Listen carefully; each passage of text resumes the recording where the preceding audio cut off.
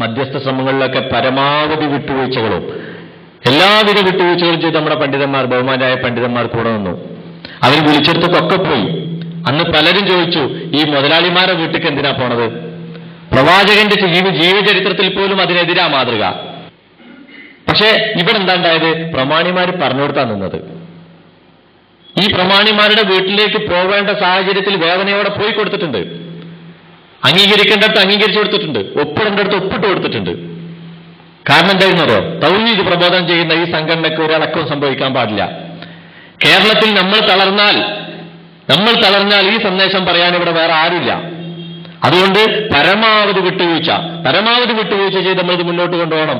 ഉള്ള അസ്വാരസ്യങ്ങളൊക്കെ, ആഭ്യന്തരമായി നടക്കുന്ന അസ്വാരസ്യങ്ങളൊക്കെ സ്വാഭാവികമായ ഒരു ആൾക്കൂട്ടത്തിൽ ഉണ്ടാകുന്ന കേവലം അഭിപ്രായ വ്യത്യാസങ്ങൾ മാത്രമാണെന്ന് ഉൾക്കൊണ്ടുകൊണ്ട് അതിനോട് പൊരുത്തപ്പെടാൻ പഠിക്കണം എന്ന സന്ദേശം നൽകിക്കൊണ്ടാണ് നമ്മളെ പണ്ഡിതന്മാർ ആ മധ്യസ്ഥ ശ്രമങ്ങളോടൊക്കെ രാജിയായത്. പക്ഷെ എന്താ ഉണ്ടായത്? സുബൈർ മങ്കട പറഞ്ഞതുപോലെ ഒരിക്കലും ISMകാരെ കൂടെ നിർത്തില്ല എന്ന് തീരുമാനിച്ച് KNM വിഭാഗം മുന്നോട്ട് പോവുകയായിരുന്നു. എന്തിനായിരുന്നു? കൃത്യമായും ഇന്നത്തെ സാഹചര്യത്തിൽ നിന്നുകൊണ്ട് നമുക്ക് അതിന്റെ കാരണം പറയാൻ പറ്റും. ഒരു കൃഷി നടത്തുമ്പോൾ, ഒരു കൃഷിക്ക് വേണ്ടി നമ്മളൊരു പറമ്പ് തിരഞ്ഞെടുക്കുമ്പോൾ എന്തൊന്നാണോ കൃഷി ചെയ്യാനൊരുങ്ങുന്നത് അതിനാവശ്യമായ, അതിനനുഗുണമായ ഒരു മണ്ണാണ് അതിന് ആ പറമ്പിലുള്ളതെന്ന് ഉറപ്പുവരുത്തുന്ന ഒരു പ്രക്രിയ ഉണ്ടല്ലോ കൃഷിയിൽ. അതല്ലെങ്കിൽ ആ ഗുണമുള്ള മണ്ണാക്കി മാറ്റുന്ന പ്രക്രിയ ഉണ്ടല്ലോ, അതാണ് സംഘടനയിൽ നടന്നത്. എന്തൊക്കെയോ ഇവിടെ നട്ടുപിടിപ്പിക്കാൻ ആരൊക്കെയോ തീരുമാനിച്ചിരുന്നു. അതിന് കേരളത്തിൽ വേരോട്ടം കിട്ടിയ, സ്വീകാര്യത കിട്ടിയ, ആദർശ വിശുദ്ധി കൊണ്ട് സ്വീകാര്യത കിട്ടിയ മുജാഹിദ് പ്രസ്ഥാനത്തിന്റെ മേൽവിലാസം തന്നെയാണ് ഈ ഇത്തരം അന്ധവിശ്വാസങ്ങൾ പ്രചരിപ്പിക്കാൻ ഏറ്റവും നല്ലത് എന്ന് കണക്കുകൂട്ടിയ ആരൊക്കെയോ നടത്തിയ ഗൂഢാലോചനയുടെ ഭാഗമായി ഈ ഇസ്ലാഹി കേരളത്തിന്റെ മണ്ണ് അന്ധവിശ്വാസ പ്രചരണത്തിന് വേണ്ടി പാകപ്പെടുത്തുകയായിരുന്നു ഈ ഇല്ലാത്ത കാരണങ്ങൾ പറഞ്ഞുകൊണ്ട് എന്നാണ് നമ്മൾ മനസ്സിലാക്കേണ്ടത്. കൃത്യമായും അതൊരു പ്രസംഗത്തിലൂടെയോ പ്രബന്ധത്തിലൂടെയോ അല്ലെങ്കിൽ ഏതെങ്കിലും ഒരു സംഭാഷണത്തിലൂടെയോ ക്ലിപ്പിങ്ങിലൂടെയോ നിങ്ങൾക്ക് ബോധ്യപ്പെടുത്തി തരേണ്ടതില്ലാത്ത വിധം ഈ കാര്യം വളരെ വ്യക്തമായൊരു സാഹചര്യത്തിലാണ് ഞാനും നിങ്ങൾ ഇപ്പോൾ ജീവിച്ചുകൊണ്ടിരിക്കുന്നത്. നമ്മുടെയൊക്കെ ചുറ്റും നടക്കുന്നത് അത്തരത്തിലുള്ള അന്ധവിശ്വാസങ്ങളാണ്. ഈ പ്രസ്ഥാനത്തിന്റെ ഈ ആദർശ വ്യതിയാന ആരോപണം കടന്നു വന്ന സമയത്ത് ഇവർ ജമിയത്തുൽ ഉലമക്ക് കൊടുത്ത പ്രബന്ധത്തില് ഈ വ്യതിയാനം ഇവർക്ക് ചൂണ്ടിക്കാണിച്ചു കൊടുത്തത് ആരാന്ന് പറഞ്ഞിരുന്നു. അത് പറയുന്നത് അറബ് ലോകത്തെ പ്രമുഖമായ 3 സലഫി സംഘടനകൾ നൽകിയ മുന്നറിയിപ്പ്, സലഫികളായ അറബി ശൈഖുമാർ നൽകിയ അറിവ്, ഇവരൊക്കെയാണ് കേരളത്തിലെ മുജാഹിദ് പ്രസ്ഥാനത്തിൽ ഹുസൈൻ മടവൂരിനെ പോലുള്ള, CP പോലുള്ള, MT പോലുള്ള, അമ്മാങ്കോത്തിനെ പോലുള്ള, KK പോലുള്ള പ്രഗത്ഭരായ പണ്ഡിതന്മാർക്ക് ആദർശ വ്യതിയാനം സംഭവിച്ചിട്ടുണ്ട് എന്ന് പറയാനുള്ള ഇവർക്ക് ഊർജവും അടയാളവും നൽകിയത് എന്ന് ഇവർ തന്നെ ആധികാരികമായി പറഞ്ഞു. ജമിയത്തുൽ ഉലമക്ക് നൽകിയ പ്രബന്ധത്തിൽ അന്ന് മുജാഹിദ് പ്രസ്ഥാനത്തിന്റെ പാരമ്പര്യവും പൈതൃകവും അറിയുന്ന നമ്മുടെ പണ്ഡിതന്മാർ പറഞ്ഞു, ഇത് അപകടമാണ്.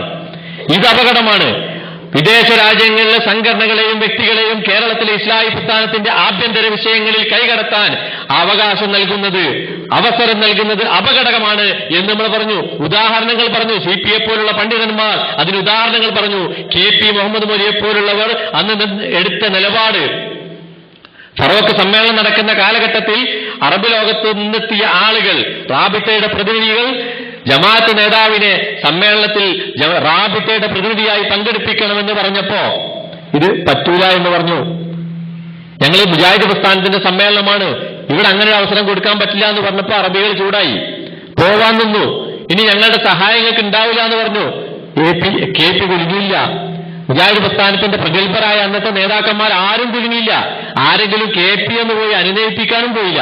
KPയുടെ തീരുമാനം തന്നെ ശരി എന്ന് തന്നെയായിരുന്നു മൊത്തം മുജാഹിദ് പ്രസ്ഥാനത്തിന്റെ നിലപാട്. അന്ന് അവരോട് KP പറഞ്ഞ ആ പ്രഖ്യാപനം എല്ലാ കാലവും മുജാഹിദ് പ്രസ്ഥാനത്തിന്റെ ഓരോ പ്രബോധകന്റെയും ഓരോ പ്രവർത്തകന്റെയും മനസ്സിൽ നിറഞ്ഞു നിൽക്കണം. അറബ് നാട്ടിൽ എണ്ണ ഉണ്ടാകുന്നതിന് മുമ്പ് കേരളത്തിൽ ഇസ്ലാഹി പ്രസ്ഥാനം ഉണ്ടായിട്ടുണ്ട് എന്ന് മുഖത്തു നോക്കി പറയാനുള്ള ചങ്കൂറ്റം KP മുഹമ്മദ് മൊലിക്ക് അന്നുണ്ടായി. പക്ഷെ ഇന്ന് ആ ആളുകൾക്ക് നമ്മുടെ സംഘടനയിൽ ആഭ്യന്തര വിഷയങ്ങളിൽ ഇടപെടാനുള്ള അവസരം നൽകുക, ഇവിടെ ആരാ സെക്രട്ടറി ആവേണ്ടത് എന്ന് അവിടേക്ക് അങ്ങോട്ട് കത്തെഴുതി ചോദിക്കുക. നിങ്ങൾക്കറിയാലോ, ആ സംഭവം ഞാൻ വിശദീകരിക്കുന്നില്ല. സംഘടനയിൽ മധ്യസ്ഥന്മാർ നടത്തിയ തെരഞ്ഞെടുപ്പിൽ സെക്രട്ടറി സ്ഥാനം ഹുസൈൻ മടവൂരിൻ്റെത് അനുവദിക്കപ്പെടണമെങ്കിൽ അറബ് ലോകത്തെ ചില പണ്ഡിതന്മാരുടെ അനുമതി വേണമെന്നായിരുന്നു അന്നത്തെ ഒരു നിബന്ധന. ഈ അറബികൾ, ഈ ബാഹ്യശക്തികൾ ഇവിടുത്തെ ആഭ്യന്തര വിഷയങ്ങൾ ഇടപെട്ടാൽ ഇങ്ങനെ പലതും വരുമെന്ന് നമ്മൾ പറഞ്ഞു. ചിലരൊക്കെ അന്ന് നമ്മൾ അവഗണിച്ചു, നിങ്ങൾ വെറുതെ പറയാ അതൊന്നും ഉണ്ടാവില്ല എന്ന് പറഞ്ഞു. ജിന്ന് സിഹറൊക്കെ ഇങ്ങോട്ട് വരുമെന്ന് നമ്മളെന്ന് സൂചിപ്പിച്ചു. പക്ഷേ അന്ന് അതിനെ അവഗണിച്ച ആളുകൾ ഇപ്പൊ പറയണത് ഹദീസല്ലേ, ഓടുന്നത് ഖുർആനല്ലേ, അപ്പൊ ശരിയല്ലേ, പറയണത് മൗലവിയല്ലേ എന്ന് ചോദിക്കുന്ന ഒരവസ്ഥയിലേക്ക് അവരെത്തി. അത് അങ്ങനെ എത്താനുള്ള പണി വേറെ അവരെടുത്തിരുന്നു. അന്ധവിശ്വാസങ്ങൾ ജനങ്ങളിൽ വേരോട്ടം ലഭിക്കണമെങ്കിൽ ബുദ്ധി പ്രവർത്തിക്കുന്നത് ഇല്ലാതാവണം. ബുദ്ധി പ്രവർത്തിക്കുന്നിടത്ത് അന്ധവിശ്വാസങ്ങൾക്ക് യാതൊരു സ്ഥാനവുമില്ല എന്ന് തിരിച്ചറിഞ്ഞവരാണ് മുജാഹിദുകൾ പ്രത്യേകിച്ചും. അത് മുജാഹിദുകൾ എന്ന് പറയുമ്പോൾ മുജാഹിദായിരുന്ന കാലത്ത് കെ സക്കരിയാക്കും ആ കാര്യം അറിവുണ്ടായിരുന്നു. അദ്ദേഹം ആവശ്യം എന്ന് പറയട്ടെ, അന്ന് മുജാഹിദായിരുന്ന കാലത്ത്. അതുകൊണ്ട് രണ്ടാമത്തെ പ്രമാണം എണ്ണുമ്പോൾ ഖുർആൻ എന്ന് കഴിഞ്ഞാൽ പിന്നെ ഹദീസ് എന്ന് മാത്രമല്ല സ്വഹീഹായ ഹദീസ് എന്ന് കൂടി പറയാറുണ്ട്. ഇത് രണ്ടുമാണ് ഇസ്ലാമിന്റെ പ്രമാണങ്ങൾ. ഈ പ്രമാണങ്ങളിൽ നിന്ന് ഉരുത്തിരിക്കുന്ന വിശ്വാസങ്ങളും ആചാരങ്ങളും മാത്രമേ നമ്മൾ സ്വീകരിക്കാൻ പാടുള്ളൂ. പക്ഷെ നിർഭാഗ്യകരമെന്ന് പറയട്ടെ, കാലം കുറെ കഴിഞ്ഞപ്പോൾ മുസ്ലിം സമുദായത്തിൽ മറ്റ് സമുദായങ്ങളിലൊക്കെ ഉള്ളതുപോലെ കണ്ടതും കേട്ടതുമൊക്കെ വിശ്വസിക്കുന്ന ഒരു സ്വഭാവം നമ്മുടെ സമുദായത്തിലും ഇന്ന് വന്നു കഴിഞ്ഞിട്ടുണ്ട്. അങ്ങനെയുണ്ടോ? അങ്ങനെ ഉണ്ടാവാൻ വഴിയുണ്ടോ? ഖുർആനിൽ അങ്ങനെ ഉണ്ടോ? റസൂലിൽ അങ്ങനെ പഠിപ്പിച്ചിട്ടുണ്ടോ? നമ്മുടെ നല്ലവരായ മുൻഗാമികൾ സലഫുസാലികൾ അങ്ങനെ വിശ്വസിച്ചിട്ടുണ്ടോ? ഇതൊന്നും ചിന്തിക്കുവാനുള്ള ഒരു മനസ്ഥിതി തന്നെ ആളുകൾക്കില്ല. അങ്ങനെ ചിന്തിക്കുന്നത് തന്നെ പാപമായി പോകുമോ, തെറ്റായി പോകുമോ എന്ന് വരെ ആളുകൾ ചിന്തിക്കുന്നു. അല്ലെങ്കിൽ തിരക്ക് പിടിച്ച ജീവിതത്തിൽ നമുക്ക് അതിനൊന്നും നേരല്ല, എന്താ അങ്ങനെ ചെയ്യണേ, എല്ലാവരും അങ്ങനെ ചെയ്യണം, അപ്പൊ ഞാനും അങ്ങനെ ചെയ്തു എന്ന് പറയുന്നിടത്തോളം മതപരമായ കാര്യങ്ങളിൽ ജനങ്ങൾ അധപ്പതിച്ചിരിക്കുകയാണ്. ഇന്ന് ഭൗതികമായ ഏത് കാര്യങ്ങളും കൈകാര്യം ചെയ്യുമ്പോൾ ബുദ്ധിയും ചിന്തയും ഒക്കെ ഉപയോഗിച്ച് അളന്ന് തൂക്കി തികച്ചും യുക്തിസഹമാണെന്ന് ബോധ്യപ്പെട്ടാൽ മാത്രമേ ചെയ്യുള്ളൂ. പക്ഷെ മതത്തിന്റെ കാര്യം വരുമ്പോൾ ബുദ്ധിയും ചിന്തയൊക്കെ ഒരു ഭാഗത്ത് മാറ്റി വെച്ചിട്ട് കണ്ടതും കേട്ടതും ഒക്കെ വിശ്വസിക്കുകയും അനുഷ്ഠിക്കുകയും ചെയ്യുന്ന ഒരു പതനമാണ് ഇന്ന് മുസ്ലിം സമുദായത്തിൽ കാണുന്നത്. ഖുർആനും ഹദീസും മുന്നോട്ട് വെക്കുന്ന ആദർശം യഥാർത്ഥത്തിൽ മനുഷ്യന്റെ ചിന്തക്കും ബുദ്ധിക്കും പ്രാധാന്യം നൽകുന്ന ആദർശമാണ്. ചിന്തോദ്ദീപകമായ ആദർശം എന്ന് വേണമെങ്കിൽ നമുക്കതിനെക്കുറിച്ച് പറയാം. നമ്മുടെ ചിന്തയെ ഉദ്ദീപിപ്പിക്കാൻ പര്യാപ്തമാണ്. അഫലാ തഅഖിലൂൻ, നിങ്ങൾ ചിന്തിക്കുന്നില്ലേ?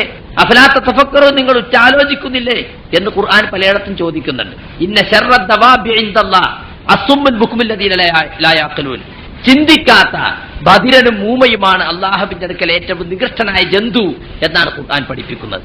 ഇത്രയേറെ ബുദ്ധിക്കും ചിന്തക്കും പ്രാധാന്യം നൽകിയ ഒരു മതത്തിന്റെ അനുയായികൾ ബുദ്ധിയും ചിന്തയും തീരെ ഉപയോഗിക്കാതെ മുരട്ടുശീലക്കാരും അതുപോലെ തന്നെ ചിന്താശേഷിയില്ലാത്തവരുമായി അധപ്പതിച്ചതാണ് ഈ 1400 കൊല്ലത്തെ മുസ്ലിം സമുദായത്തിന്റെ ചരിത്രം പരിശോധിച്ചാൽ നമുക്ക് മനസ്സിലാകുന്നത്. എന്താണ് അന്ധവിശ്വാസം എന്ന് പറഞ്ഞാൽ? അന്ധം എന്ന് പറഞ്ഞാൽ നമുക്കറിയാം അല്ലേ, ചിന്തയോ ബുദ്ധിയോ ഒന്നുമില്ലാതെ കണ്ണടച്ചൊരു കാര്യത്തെ പിൻപറ്റുകയോ ഒരു കാര്യം വിശ്വസിക്കുകയോ ചെയ്തതാണ് അന്ധമായ നിലപാട് എന്ന് നമ്മൾ അതിനെക്കുറിച്ച് പറയാറുള്ളത്. അപ്പൊ ഒരു കാര്യം വിശ്വസിക്കുമ്പോ അത് ഖുർആനിലുണ്ടോ, ഹദീസിലുണ്ടോ, ബുദ്ധിക്കത് യോജിക്കുമോ എന്നൊന്നും ചിന്തിക്കാൻ സമയം കണ്ടെത്താതെ കേട്ടതിന്റെ അടിസ്ഥാനത്തിൽ, ആരെങ്കിലും പറഞ്ഞത് കേട്ടതിന്റെ അടിസ്ഥാനത്തിലോ എവിടെയെങ്കിലുമൊക്കെ എന്തെങ്കിലുമൊക്കെ എഴുതി വെച്ചത് കണ്ടതിന്റെ അടിസ്ഥാനത്തിലോ ഒക്കെ അങ്ങനെ ചെയ്യാം. ഇതിനാണ് യഥാർത്ഥത്തിൽ അന്ധവിശ്വാസം എന്ന് പറയുന്നത്. അനാചാരം എന്ന് പറയുമ്പോഴും അങ്ങനെ തന്നെയാണ്. സക്കരിയ സ്വലാഹി തന്നെ പറയാം, ബുദ്ധി ഉപയോഗിക്കുന്നത് നിർത്തിയാൽ അന്ധവിശ്വാസം വരും. അത് സക്കരിയാക്ക് അറിയാമായിരുന്നു. അത് അറിയുന്ന പണിയല്ലേ പിന്നെ ചെയ്യാം. പിന്നെ അദ്ദേഹം പറഞ്ഞ എന്താ നോക്കൂ, അദ്ദേഹം മുജാഹിദ് പ്രസ്ഥാനത്തിന്റെ ധാരയിൽ നിന്ന് പുറത്തുപോയപ്പോ മനുഷ്യബുദ്ധിയുടെ പരിമിതി ഖുർആനും ഹദീസും നമുക്ക് മനസ്സിലാക്കി തന്നിട്ടുണ്ട്. നമ്മുടെ പഞ്ചേന്ദ്രിയങ്ങൾക്ക് പരിമിതിയുള്ളതുപോലെ നമ്മുടെ ബുദ്ധിക്കും പരിമിതിയുണ്ട്. ഒരു കാര്യം നന്മയാണോ തിന്മയാണോ എന്ന് തീരുമാനിക്കാൻ മനുഷ്യബുദ്ധിക്ക് അല്ലാഹു വിട്ടു തന്നിട്ടില്ല. ഒരു കാര്യം നന്മയാണെന്നോ തിന്മയാണെന്നോ തീരുമാനിക്കാൻ മനുഷ്യബുദ്ധിക്ക് പ്രാപ്തിയില്ല.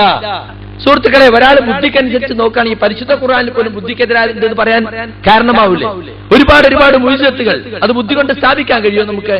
വേണ്ട ഈമാൻ കാര്യങ്ങൾ ഞങ്ങൾ എടുത്തു നോക്കി, അതൊക്കെ പരീക്ഷണശാലി തെളിയിച്ചാലേ ഞാൻ വിശ്വസിക്കുന്നു പറഞ്ഞാൽ അതന്നല്ല യുക്തിവാദം എന്ന് പറയുന്നത്. ഒന്നും നമ്മുടെ ബുദ്ധിക്കനുസരിച്ചല്ല. അപ്പൊ അവിടെ ബുദ്ധിക്കൊരു സ്ഥാനമില്ല. ഹജ്ജിന് പോകണം, ബുദ്ധി ജിദ്ദയിൽ വെച്ച് പോണ്ടി വരും. കാരണം എന്താ? അള്ളാഹിന്റെ റസൂല് പറഞ്ഞതിന് അനുകരിക്കല്ലാതെ അവിടെ യാതൊന്നുമില്ല. അവിടെ നമ്മുടെ ബുദ്ധിക്ക് യാതൊരു സ്ഥാനവുമില്ല. റസൂൽ എന്താ കാണിച്ചത് അത് അപ്രകാരം അനുകരിക്കുകയല്ലാതെ നമ്മുടെ ബുദ്ധിക്ക് സ്ഥാനമല്ല. അപ്പൊ സുഹൃത്തുക്കളെ, നമ്മൾ നമ്മുടെ യുക്തിക്കനുസരിച്ച് ദീൻ എടുക്കുകയാണെങ്കിൽ ഒരുപാട് തള്ളിക്കളയേണ്ടി വരും. ബുദ്ധിക്ക് സ്ഥാനമില്ല എന്നുള്ളത് ഇസ്ലാമിൽ ബുദ്ധിക്ക് സ്ഥാനമില്ല എന്ന വിഷയം കുത്തുബുകളിൽ ഇങ്ങനെ പറയാപ്പോ ബുദ്ധി നമ്മളൊക്കെ യുക്തിവാദികളാക്കിയിട്ടാണ് മാറ്റിയിട്ടുള്ളത്. നമ്മൾ യുക്തിവാദികളാ, നമ്മൾ ബുദ്ധി ഉപയോഗിക്കുന്നവരാ.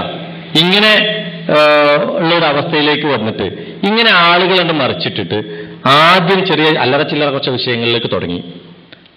സലഫുകൾക്കിടയിൽ അഭിപ്രായ വ്യത്യാസമുള്ള വിഷയങ്ങൾ വളരെ ഊന്നൽ നൽകിയിട്ട് ആളുകളുടെ ഇടയിൽ ഇങ്ങനെ വിശ്വാസം ഉണ്ടാക്കുന്ന വിധത്തിൽ പ്രചരിപ്പിക്കുകയും അതിലൊരു അഭിപ്രായത്തിന് വളരെ ഊന്നൽ നൽകുകയും മറ്റുള്ളത് ചെയ്യുന്നതിനൊക്കെ പഴച്ചവനായിട്ട് യുക്തിവാദിയായിട്ട് ചിത്രീകരിക്കുകയും ചെയ്യുന്ന കുറേ വിഷയങ്ങൾ. സ്ത്രീകളുടെ മുഖം മറക്കൽ, സ്ത്രീകളുടെ ചേലാകർമ്മം, അതുപോലെ തന്നെ പറഞ്ഞ മുഷ്ടി ചുറ്റൽ, വിരലനക്കൽ, താടി, ചുരിദാറും സാരിയൊന്നും മുസ്ലിങ്ങളുടെ വേഷമല്ല എന്നുള്ള ഭയങ്കരമായ ഘോരം പ്രസംഗിക്കുകയാണ്. താടി വെക്കാത്തവൻ സ്വർഗത്തിൽ പോവില്ല, അവൻ നരകത്തിൽ പോകാനുള്ളവനാണ്, താടി വടിക്കുന്നവൻ നരകത്തിലേക്കാണ് എന്നൊക്കെ പറഞ്ഞ് ഘോരം പ്രസംഗിക്കുന്നു. ഇങ്ങനെ കുറേ വിഷയങ്ങൾ. പിന്നെ ഈ നമുക്കറിയാം, ഇപ്പൊ ഈ കഴിഞ്ഞ പ്രാവശ്യത്തെ വിചിന്തനത്തിൽ പോലും ഉണ്ട് പല്ലിനെ കൊല്ലല്. പിന്നെ അതിലേക്ക് ഇങ്ങനെ പോവാണ്. എന്താ പല്ലി ചെയ്ത തെറ്റ്? ഇബ്രാഹിം നബിനെ തീയിലിട്ടപ്പം ആ തീ ആളി കത്തിക്കാൻ വേണ്ടി ഊതി. ഏതോ ഒരു പല്ലി അങ്ങനെ ചെയ്തിട്ടുള്ള എല്ലാ പല്ലികളെയും കൊല്ലാൻ തീരുമാനിക്കുക. ഇതാണ് ഇസ്ലാം ഖുർആനിലെ വ്യക്തമായ തത്വത്തിനെതിരല്ലത്. പല്ലി വലിയ വിഷയാപ്പോ ഈ ഇവരുടെ തന്നെ പക്ഷത്തുള്ള ഇവരുടെ സംസ്ഥാന ഭാരവാഹിയൊക്കെ ആയിരുന്ന അബ്ദുറഹ്മാൻ ഇരുവേക്ക് ഈ വിഷയത്തിൽ ആദർശം കൈയൊഴിയാൻ അങ്ങനെയൊന്നും തയ്യാറാവാത്ത ഒരാളാണ്. അദ്ദേഹത്തെ ഈ ഇത്തരം വിഷയങ്ങളിൽ അഭിപ്രായ പ്രകടനം നടത്തിയതിന്റെ പേരിൽ മുജാഹിദ് സെന്ററിൽ വിളിച്ചിട്ട് ഒരു വിചാരണ നടത്തി. ആ വിചാരണയെ കുറിച്ച് അദ്ദേഹം പറയുന്നുണ്ട്. ആ പറയുന്ന കൂട്ടത്തിൽ ഈ പല്ലിനെ കുറിച്ച് അദ്ദേഹം പറയുന്നുണ്ട്. അതൊന്ന് കേട്ടോ. ഇന്ത്യൻ ഗവൺമെന്റിനെ പറ്റി ഒരു കംപ്ലൈന്റ് കൊടുത്തിരുന്നു ഏപ്പിന്റെ അടുത്ത്. എന്നിട്ട് ജബർദാക്കുമൗലിയൊക്കെ വിളിച്ചിരുന്നു. നമ്മളോട് അനുഭാവമാണ്, വിജയം കുറവാണെങ്കിലും പറയുന്നുണ്ടല്ലോ എന്നുള്ള സമാധാനമാണ്. നിങ്ങൾ ഹദീസ് നിഷേധിക്കുന്നുണ്ടോ വെച്ചിനോട് പറഞ്ഞ ഹദീസ് നിഷേധിക്കുന്നില്ല. എല്ലാ ഹദീസ് പോലെ പറയേണ്ട ആവശ്യമില്ല എന്ന് എനിക്ക് അഭിപ്രായം ഉണ്ട്. നമ്മുടെ ഒന്നായിട്ട് ഈച്ച ചാടിയായിട്ട് ചത്തി ഇറക്കല്ല അവർക്ക് ചായയും നിങ്ങൾ കുടിക്കണ വലിയൊരു മുജാഹിദ് പ്രസ്ഥാനത്തിന്റെ വലിയൊരു ഈച്ച ചത്ത് ചാടിയാല് ചിലര് ഈ അബൂബക്കർ സലഫിയൊക്കെ പ്രസംഗിക്കുന്നാല് തന്നെ നായാടി ചായ ചാടിച്ച് കുടിക്കേണ്ട മാതിരിയാണ്. വൃത്തിയായിട്ട് മറ്റേ പാനീയത്തിൽ ചാടിയായി മുക്കി കുടിക്കണം പറഞ്ഞിട്ട് ഒരു ദിവസം ഉച്ചരുന്ന ഒരു 3/4 മണിക്കൂർ വരെ ഞങ്ങൾ സംസാരിച്ചു. ജമാൽ ചെറുവാടി പറഞ്ഞിട്ടൊരു ഷെയ്ത്താനുണ്ട്. മൂപ്പരാണ് ഒരു പണ്ഡിതനൊന്നല്ല. അതാണ് ഇവിടെ അടിച്ച് ചികിത്സ ചെയ്തത് ഇടവൻ. അപ്പൊ പിന്നെ വിളിച്ചിട്ട് പിന്നെ പോലീസ് വിളിച്ചു എന്നൊക്കെ നിങ്ങൾ ആരോടോ പറഞ്ഞു. പോലീസ് വിളിച്ചിട്ടൊന്നുമില്ല. അപ്പൊ ഞാൻ ഇത്തരോട് ചോദിച്ചു, നിങ്ങളൊരു അന്യ സ്ത്രീയെ ഇങ്ങനെ ചികിത്സാറിഞ്ഞൊക്കെ അടിച്ചോ? അപ്പൊ അടിച്ചു പറഞ്ഞു. മൂന്നടി അടിച്ചു പറഞ്ഞു. അപ്പൊ ഞാൻ അവരോട് പറഞ്ഞു, നിങ്ങളെ പോലീസ് അന്ന് പറഞ്ഞിട്ടുണ്ട്, നിങ്ങളൊക്കെ പിടിച്ചൊരു മാൻഡി ചെയ്യുമോ അന്യ സ്ത്രീയെ?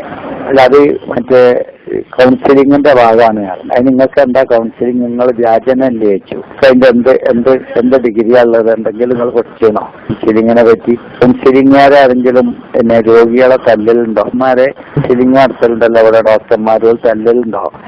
എല്ലാമാരും തങ്ങന്മാരും ആ തല്ലല് ഇത് കേട്ടതാ നിങ്ങൾ പറഞ്ഞു. അങ്ങനെ ഓനായിട്ട് പറഞ്ഞു എത്തി. സെലഫിയായിട്ട് പറഞ്ഞെത്തി.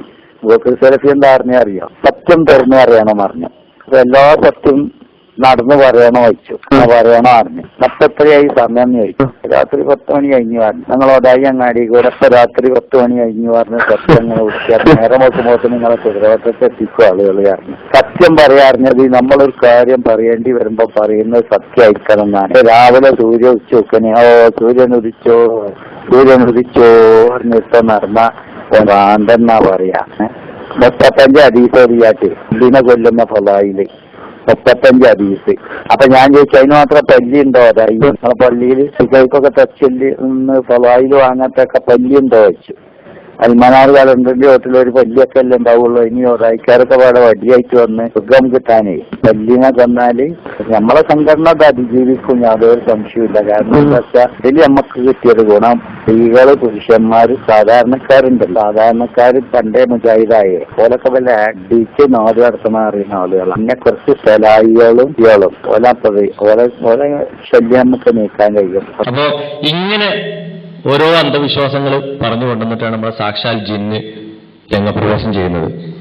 മുജാഹിദ് പ്രസ്ഥാനത്തിന്റെ പ്രവർത്തകർക്ക് കേട്ടുകേൾവിയില്ലാത്തത്, മുജാഹിദ് പ്രസ്ഥാനത്തിനല്ല, ഒരു പക്ഷെ കേരളത്തിലെ ഇപ്പം നിലനിൽക്കുന്ന വർത്തമാന സമൂഹത്തിന് കേട്ടുകേൾവിയില്ലാത്ത കുറേ വാദങ്ങളുമായി ഇവർ പറഞ്ഞു.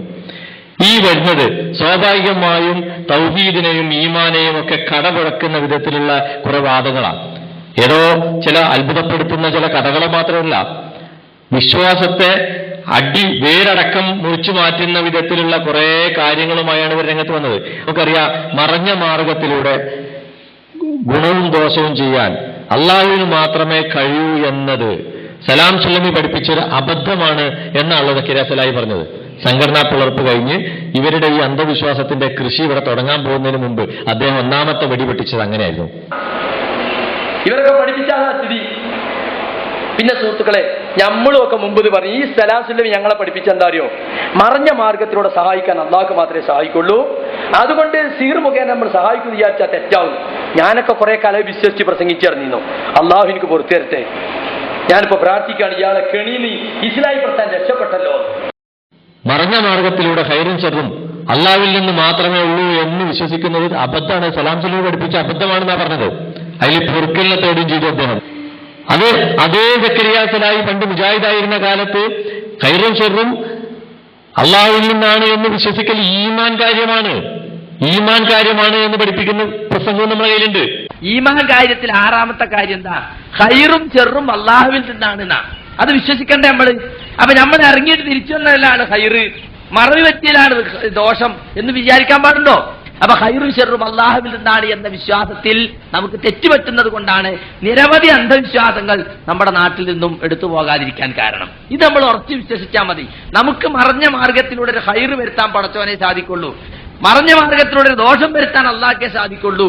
മറ്റുള്ള നമ്മുടെ ചെറിയ എന്തെങ്കിലും അങ്ങോട്ടും ഇങ്ങോട്ടും നീങ്ങിയതിനോ എന്തെങ്കിലും സാധനം കണ്ടതിനോ ഒന്നും നമുക്ക് യാതൊരു ദോഷവും സംഭവിക്കുകയില്ല എന്ന് നമ്മൾ വിചാരിക്കണം. ആ വിശ്വാസത്തിൽ കുറവ് വന്നുകൊണ്ടാണ് നമ്മുടെ നാട്ടിൽ ചില അന്ധവിശ്വാസങ്ങളൊക്കെ മൂടറുത്ത് നശിപ്പിക്കാൻ നമുക്ക് കഴിയാത്തത്.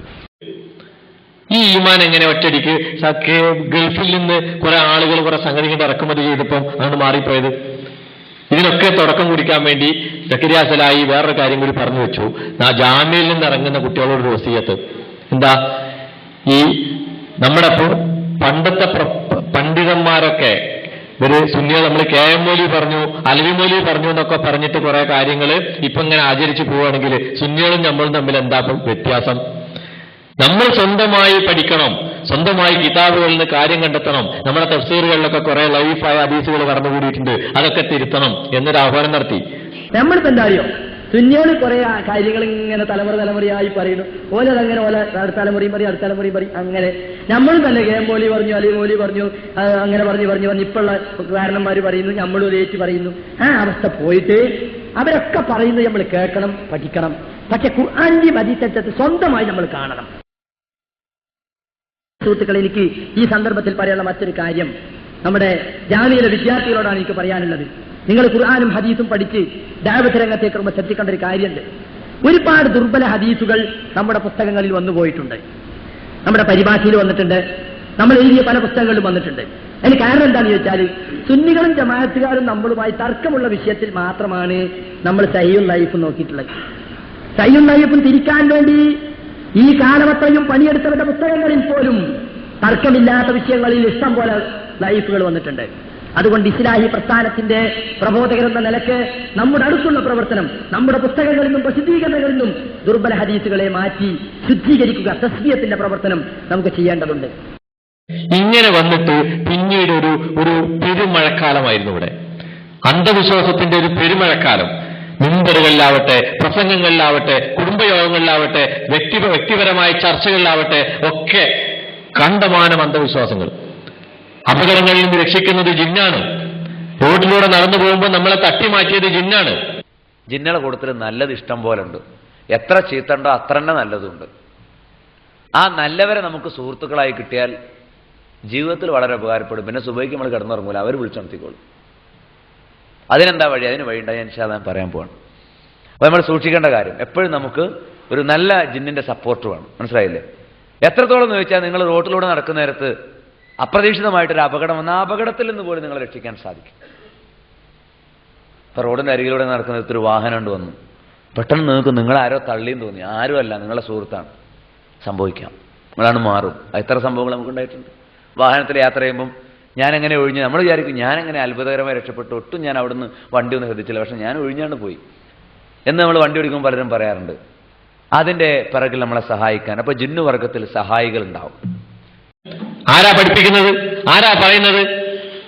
അള്ളാഹുവിന്റെ ഏകത്വവും തൗഹീദിന്റെ എല്ലാവിധ മഹത്വങ്ങളും ജനങ്ങളിൽ പ്രബോധനം ചെയ്യുന്ന മുജാഹിദ് പ്രസ്ഥാനത്തിന്റെ മേൽവിലാസത്തിൽ അറിയപ്പെടുന്ന മൗലവിമാരാ അപകടങ്ങളിൽ നിന്ന് രക്ഷപ്പെടുത്തുന്നത് ജിന്നാണെന്ന് പറഞ്ഞു പഠിപ്പിച്ചത്. നന്മയിലേക്ക് നമ്മളെ വഴി നടത്തുന്നത് ജിന്നാണ് എന്ന് പഠിപ്പിച്ചത് മുജാഹിദ് പ്രസ്ഥാനത്തിന്റെ മേൽവിലാസത്തിൽ നേരത്തെ അറിയപ്പെടുകയും ഇപ്പോൾ ആ ബാനറും സീലും ലെറ്റർ ബോർഡും മുറുകെ പിടിക്കാൻ വേണ്ടി വാശി പിടിക്കുകയും ചെയ്യുന്ന ആളുകളായിരുന്നു. ജിന്നുകളിൽ വലിയ ഒരു പങ്ക് നമ്മുടെ മിത്രങ്ങളാണ്, നമ്മെ നന്മയിലേക്ക് പ്രേരിപ്പിക്കുന്നവരാണ്, എപ്പോഴും നമ്മുടെ കൂടെ കൂട്ടാളിയായിട്ടുണ്ടാകുന്നവരുമാണ്. നമ്മൾ അറിയാതെ നമ്മുടെ മനസ്സിനെ നന്മയിലേക്ക് ചിന്തിക്കുകയും തിന്മയുടെ സാഹചര്യം വരുമ്പോൾ നമ്മെ അതിൽ നിന്ന് തെറ്റിക്കുകയും തിന്മകളിൽ നമ്മുടെ കണ്ണ് അടയ്ക്കുകയും നമ്മുടെ കാലുകളെ അവിടെ നിന്ന് മാറ്റി സഞ്ചരിക്കാൻ പ്രേരിപ്പിക്കുകയും ചെയ്യുന്ന അനുഭവം നമുക്കുണ്ടെങ്കിൽ തീർച്ചയായും അത് സത്യവിശ്വാസികളായ ജിന്നുകളുടെ സാമീപ്യവും സാന്നിധ്യവും കൊണ്ടുകൂടിയാണ്. അവിടുന്ന് അങ്ങോട്ട് മരിച്ചവരുടെ രൂപത്തിൽ ജിന്ന് പ്രത്യക്ഷപ്പെടും എന്ന് ജനങ്ങളെ പഠിപ്പിച്ചു. കരീമിനെ സംബന്ധിച്ചിടത്തോളം മരിച്ചാളുടെ രൂപത്തിൽ പ്രത്യക്ഷപ്പെടാൻ വരെ സാധിക്കുന്നതാണ്. അയാളുടെ സ്വരത്തിലും ഭാഷയിലും സംസാരിക്കാൻ ശൈത്താന് സാധിക്കും. ആളുകളുടെ നിർഭയത്വം നശിപ്പിച്ചു. മുജാഹിദ് പ്രസ്ഥാനം ഈ കേരളത്തിലെ സമൂഹത്തിൽ ഉണ്ടാക്കിയെടുത്ത നിർഭയത്വം അത് നശിപ്പിച്ചു. മരിച്ചവരുടെ രൂപത്തിൽ മാത്രമല്ല, വിദേശത്തുള്ള ഭർത്താവിന്റെ രൂപത്തിൽ വരെ വരുന്ന രണ്ടാമത്തെ ഒരു തരത്തിലുള്ള പ്രവർത്തനം ഹാജറാവാൻ തന്നെ നമ്മുടെ ഉള്ളിൽ ശൈത്താനാണ്ട് വരും. എന്നിട്ട് നമ്മളല്ലാത്ത ഒരാളായിട്ട് നമ്മളാണ് മാറും. ചിലപ്പോൾ നമുക്ക് പരിചയമുള്ള ഏതോ ഒരു വ്യക്തിയുടെ രൂപത്തിലായിരിക്കും, ചിലപ്പോൾ നമുക്ക് പരിചയം ഇല്ലാത്തൊരു വ്യക്തിയുടെ രൂപത്തിലായിരിക്കും, ചിലപ്പോൾ മരിച്ചുപോയ ആളുടെ രൂപത്തിലായിരിക്കും, ചിലപ്പോൾ ജീവിച്ചിരിപ്പുള്ള വിദേശത്തുള്ള ഒരാളുടെ രൂപത്തിലായിരിക്കും, ചിലപ്പോൾ വേറെ ഏതെങ്കിലും ഒരു പ്രത്യേകമായ ഹാവഭാവങ്ങളിലായിരിക്കും. പരിചയമുള്ളവരുടെ രൂപത്തിൽ വരും, പരിചയമില്ലാത്തവരുടെ രൂപത്തിൽ വരും, വിദേശത്തുള്ളവരുടെ രൂപത്തിൽ വരും എന്ന് പറഞ്ഞു. അവിടെ നിർത്തിയോ? ഈ ജിന്ന് മനുഷ്യ സ്ത്രീകളുമായി ലൈംഗിക ബന്ധത്തിൽ ഏർപ്പെടും. അതിൽ കുട്ടികളുണ്ടാവും. ഞാൻ ഈ പറയുന്ന മൗലവി പറയാണ്, ഞാൻ ജിന്നിന്റെ കുട്ടിയാണോ എന്ന് നിങ്ങൾ ചോദിക്കും. അല്ലാതിരിക്കാൻ അള്ള കാക്കട്ടെ എന്ന് അദ്ദേഹം പറയുന്നത്. അല്ല എന്ന് പറയാനുള്ള ധൈര്യം പോലും ഇല്ലാത്ത അത്ര മനസ്സ് അന്ധവിശ്വാസത്തിൽ അടിയുറച്ചുപോയി. നിങ്ങൾക്ക് സ്വർഗ സ്ത്രീകളെ പരിചയപ്പെടുത്തുന്നിടത്ത് സൂറത്തു റഹ്മാനിൽ തന്നെ 56-ാമത്തെ ആയത്തിൽ 2 തവണ ലം യത്മിസുന്ന ഇൻസുൻ ഖബ്ലഹും വലാ ജാൻ കണ്ടോ. മനുഷ്യൻ സ്പർശിച്ചിട്ടില്ല, ജിന്നും സ്പർശിച്ചിട്ടില്ല. മനുഷ്യന് കൊടുക്കുന്ന ഇണകളെ പറ്റിയാ പറയുന്നത്. മനുഷ്യർക്ക് വേണ്ടി മനുഷ്യരിൽ നിന്ന് അള്ളാഹു സ്വർഗത്തിൽ സൃഷ്ടിച്ച സ്ത്രീകളെ പറ്റിയാ പറയുന്നത്. മനുഷ്യരും അവരുമായി ലൈംഗിക വീഴ്ചയിൽ ഏർപ്പെട്ടിട്ടില്ല, ജിന്നുകളും ഏർപ്പെട്ടിട്ടില്ല. എന്താ ജിന്നുകൾ ഏർപ്പെട്ടിട്ടില്ല എന്ന് പ്രത്യേകം പറയേണ്ടത്? ഒരിക്കലും ഏർപ്പെടില്ലെങ്കിൽ അത് പറയേണ്ട കാര്യമുണ്ടോ? സാധ്യതയുണ്ട്. അത് എങ്ങനെ ഏർപ്പെടും? അതാ നിങ്ങൾ അള്ളാന്റെ നാമം മറന്നുകൊണ്ട് പോയാൽ നിങ്ങളെ കൂടെ വരും. ഏതെങ്കിലും നിലക്ക് സ്വർഗ സ്ത്രീകളുമായി ജിന്നുകൾ ലൈംഗിക വീഴ്ചയിൽ ഏർപ്പെട്ടിട്ടില്ല. അതിൽ നിന്ന് വീഴ്ചയിൽ ഏർപ്പെടാനുണ്ട് എന്നല്ലേ സാധ്യത മനസ്സിലാകുന്നത്? ഏർപ്പെടൂല എന്നുള്ളതിന് മൗലവിമാർ തെളിവുണ്ടേ, പോസ്റ്ററുകാർ. അപ്പൊ ബാക്കി പറയാം. ഏർപ്പെടുന്നുള്ളതിന് സൂചന ഞാൻ ആവശ്യത്തിലേറെ തന്നു കഴിഞ്ഞു. ഇനി വേണമെങ്കിൽ ഇനിയും തരാം. പക്ഷേ ഇതില്ല എന്നുള്ളതിന് എന്തെങ്കിലും ഒന്ന് സ്വഹീഹായിരിക്കണം.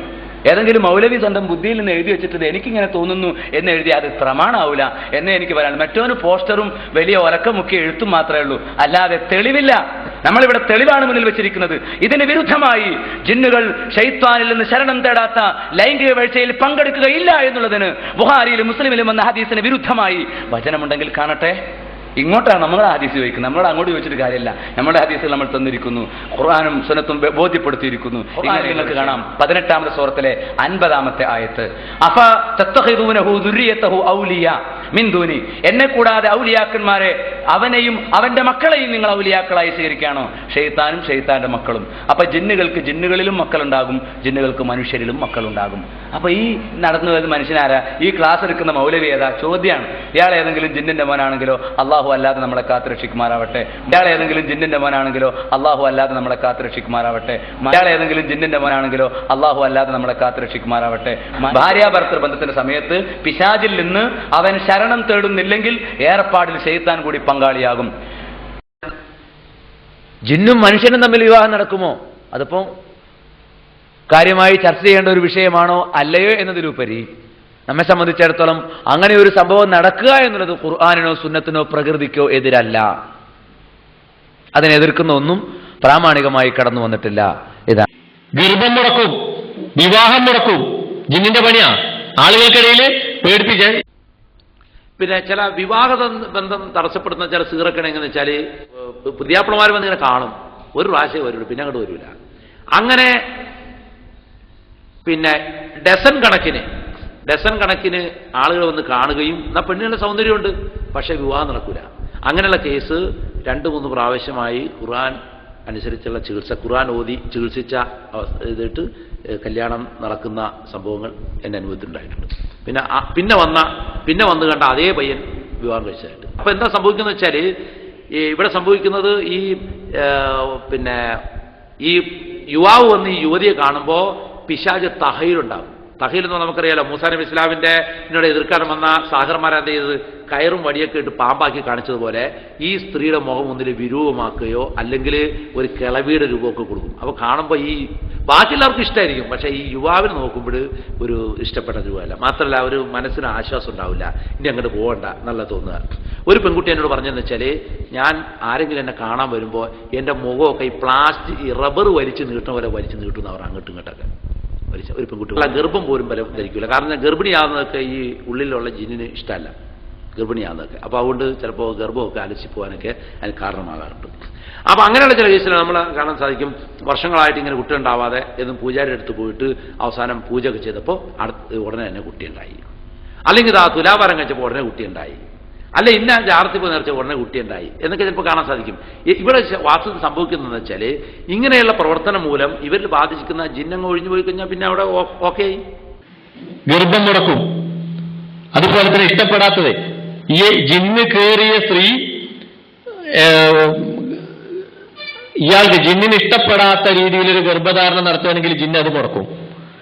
ജിന്നിന് ഇഷ്ടപ്പെടാത്തൊരു കല്യാണം ഒരു പെൺകുട്ടിക്ക് വന്നാൽ ജിന്ന് മുടക്കും. എങ്ങനെ? റബ്ബർ പോലെ മുഖം വലിച്ചു നീട്ടിയിട്ട് വികൃതമാക്കി തോന്നിക്കും കാണാൻ വരുന്ന ചെക്കന്റെ മുഖത്ത്, ചെക്കന്റെ കണ്ണില്. പിന്നെ വളരെ അശ്ലീലമായി മൂത്രവഹിക്കാൻ പോയ അവിടുന്ന് ജിന്ന് കൂടിയ കഥ നമുക്ക് സമാധാനപരമായി ഭൂമിയിൽ നടക്കാൻ പറ്റാത്തൊരവസ്ഥ ഉണ്ടാക്കി.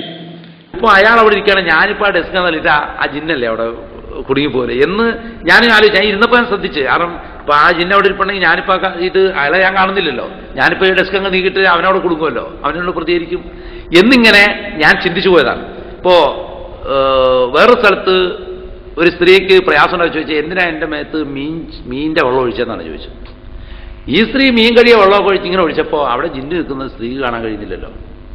ഇബ്നു തൈമിയ തന്നെ അദ്ദേഹത്തിന്റെ ഗ്രന്ഥത്തിൽ പറയുന്നുണ്ട്, അറിയാതെ ചൂടുവെള്ളം ഒഴിക്കുക, ആ സമയത്തൊക്കെ ഈ ജിന്നുകളുടെ ദേഹത്തിന് അവർ പ്രതികരിക്കും. അപ്പോൾ ഇവർ നമ്മൾ കാണാതെയാണ് ചെയ്യുന്നതെന്ന് അവർ കരുതില്ല. ഇപ്പോൾ നമ്മുടെ ദേഹത്തിൽ ഒരാൾ മൂത്രമൊഴിച്ച് എങ്ങനെ ഉണ്ടാവും? ഇപ്പോൾ ഒരു സ്ത്രീയെ ബാധിച്ചതിനെ കുറിച്ച് പറഞ്ഞതാ, സ്ത്രീ എന്ന് നേരെ പോയി മൂത്രമൊഴിച്ച് ജിന്ന് കിടന്നുറങ്ങുന്നുണ്ടായിരുന്നു കാക്കൂസിനകത്ത്, അതിന് മേത്ത മൂത്രമൊഴിച്ച് പിന്നെ ജിന്ന് പ്രതികരിക്കുക.